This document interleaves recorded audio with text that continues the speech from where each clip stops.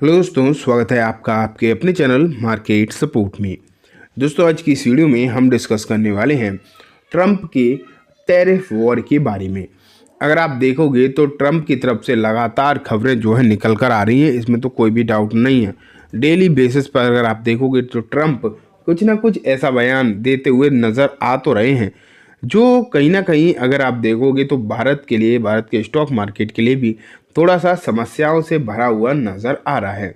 Daily basis पर इस तरीके की खबरें कहीं ना कहीं बहुत ज़्यादा इम्पैक्ट कर रही हैं एंड अब कुछ और नई खबरें भी निकल कर आने लगी हैं। कुछ सेक्टर्स के लिए ये खबरें जो हैं काफ़ी ज़्यादा दुखदाई हो सकती हैं। अब ये क्या खबरें हैं, इनका क्या इम्पैक्ट पड़ेगा, आज की इस वीडियो में हम जो है कंप्लीटली इसके बारे में चर्चा करने वाले हैं। तो आप यहाँ पर देखो, पहले एक खबर मैं आपके सामने रखता हूँ। ये देखो, Donald Trump threaten 25% tariff on car, pharmaceuticals and semiconductors. तो यहाँ अगर आप देखोगे तो ये जो खबर निकल कर आ रही है ये काफ़ी ज़्यादा दिक्कत भरी है। US president Donald Trump expanded it's offensive against the trading partner on Tuesday, threatening 25% tariff on imported car and similar or higher duty on pharmaceuticals and semiconductor।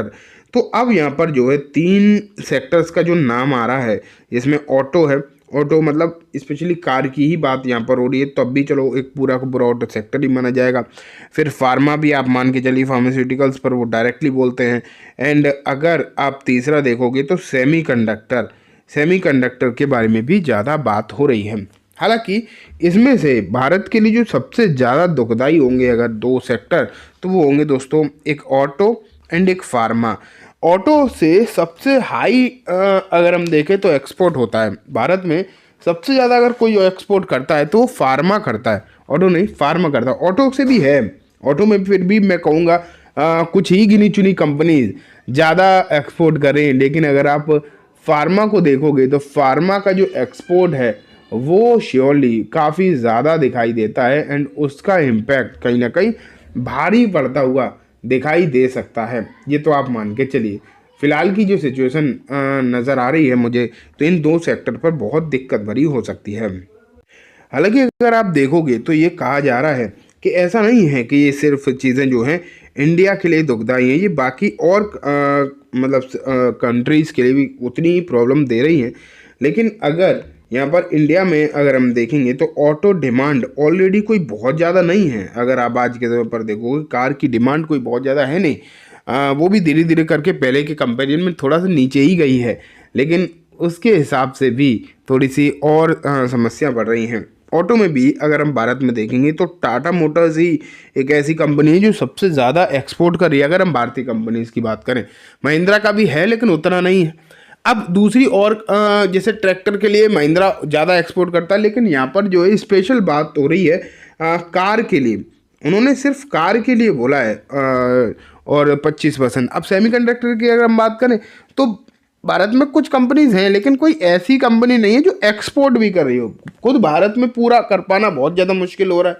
तो सेमीकंडक्टर के लिए भारत को डरने की ज़रूरत नहीं, क्योंकि भारत का कुछ भी ऐसा नहीं है। ताइवान अगर आप देखोगे तो वो सबसे ज़्यादा सेमीकंडक्टर चिप बना रहा है।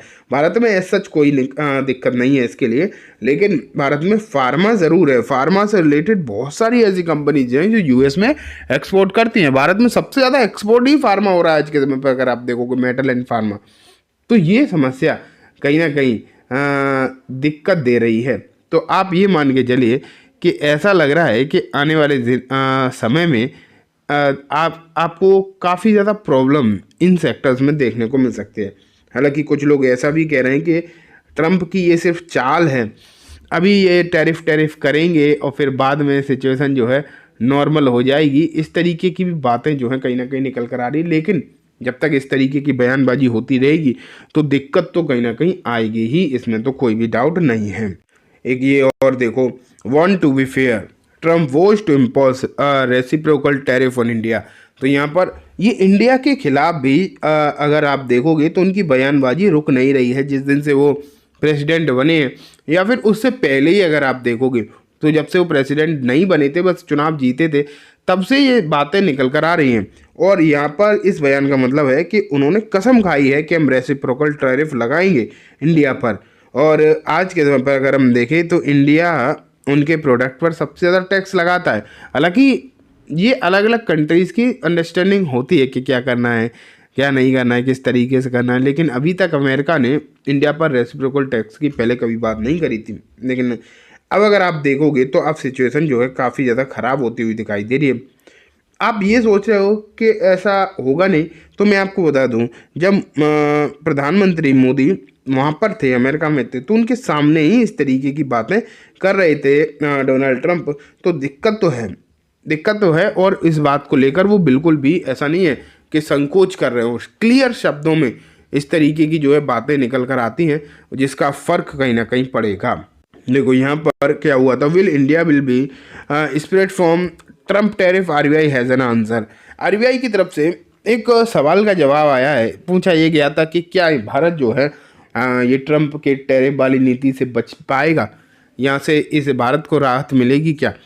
तो इन चीज़ों का, इन बातों का आंसर देते हुए अगर आप देखोगे तो क्या हुआ था, आरबीआई ने इस बात को क्या बोला था कि नहीं, ऐसा नहीं होगा। ये देखो यहाँ पर लिखा है, he warned that the India might not be remain unaffected in this global trade upheaval. His remark reflect the growing concern about the protectionist policies being adopted worldwide, which has triggered fear of global economic slowdown. तो यहाँ पर ये लिखा है कि ऐसा नहीं है कि जो पूरे विश्व में जो चीज़ें इम्पैक्ट करेंगी तो भारत उनसे बच नहीं सकता, और ये बात जो है आरबीआई की तरफ से निकल कर आई है। ये आप क्लियरली मान के चलो। तो ये बात भी है कहीं ना कहीं कि इन चीज़ों का फ़र्क जो है, हम ये सोच रहे हैं कि हमारी फ्रेंडली कंट्री है अमेरिका और वो सब पर टैरिफ लगा देंगे, वो भारत उससे अछूता रह जाएगा, तो ऐसा नहीं होगा। ये तो आप मान के चलिए। तो दिक्कत तो कहीं ना कहीं है। यहाँ पर देखो, it is also too early to expect that India will be spared from the tariff will be slapped on Mexico, Canada, China, Seth Kumar. तो बात वही है कि जब सब कंट्रीज़ पर लग रहा है तो लगेगा तो भारत पर भी, और भारत जो है इससे बच नहीं सकता। तो अभी सिचुएशन जो है वो क्या है, कुछ सेक्टर हैं जिन पर कॉशियस तो रहना चाहिए, जिसमें ऑटो भी आता है और फार्मा भी आता है। अब आप सोच रहे हो कि यार दूसरे सेक्टर, उन पर इतना दिक्कत नहीं, जो एक्सपोर्ट ज़्यादा कर रहे हैं ये प्रॉब्लम उन पर ही सबसे ज़्यादा देखने को मिलेगी। ठीक है, मार्केट गिरता है तो सब गिरते हैं, लेकिन जिन पर डायरेक्टली इम्पैक्ट किया जा रहा है, जिन सेक्टर पर डायरेक्टली इम्पैक्ट हो रहा है, उन पर सबसे ज़्यादा दिक्कत आ सकती है। उनके शेयर, ऑटो में भी ज़्यादा कुछ नहीं, टाटा मोटर्स पर ही सबसे ज़्यादा इम्पैक्ट होगा, क्योंकि इन्हीं का जेएलआर सबसे ज़्यादा एक्सपोर्ट किया जाता है और वही उसी की डिमांड अमेरिका में ज़्यादा है। ठीक है दोस्तों, तो ये कम्प्लीटली बात हो गई इन खबरों के बारे में कम्प्लीटली।